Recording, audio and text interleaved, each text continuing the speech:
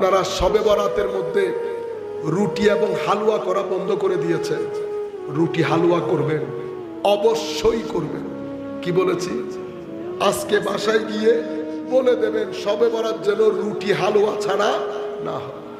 গভীর ষড়যন্ত্র চলতেছে মুসলমানদের উপর। মনে রাখবেন, রুটি হালুয়া আমাদের সংস্কৃতির অংশ। কিসের অংশ? সংস্কৃতির অংশ।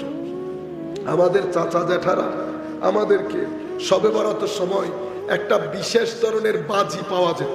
আর এবার কি হইতাম, সেই ফোড়া বাজি ইবের নিতে আগুন ধরাই দিলে একটু ছিটকা ছিটকা আগুন বেরোতে, এটা নিয়ে দৌড় দিতাম আমরা শবে বরাতের সময়। এটা আমাদের সংস্কৃতির অংশ। কেন? বাচ্চারা কি আর শবে বরাত বুঝবে? বাচ্চাদের শবে বরাত হবে এভাবে, যখন এই বাচ্চা এখান থেকে 13 বছর উপনীত হবে তখন এটা আর তার হাতে থাকবে না, তখন আসল শবে বরাত তার ভিতরে জায়গা করে নেবে। আল্লাহর ওলিরা, দরবেশরা বিভিন্ন ভাবে আমাদেরকে এগুলা দিয়ে গেছে। কিছুদিন আগে এক ভদ্রলোক বলছেন, হালুয়া রুটি কেন করেন? এটা বেদাত না?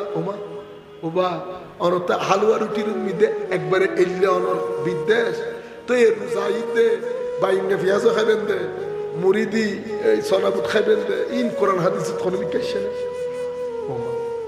ওবা ইবে খাইলে ঠিক, ইবে খাইলে ঠিক বিচার বুঝে না। হ্যাঁ, বিয়ে শাদী হয় না, বিয়ে শাদীর মধ্যে কুরমা পোলাও খাইতেছেন না, আবার মেয়ের জামাইকে দাওয়াত করে খাওয়াইতেছেন না, সব ঠিক আছে।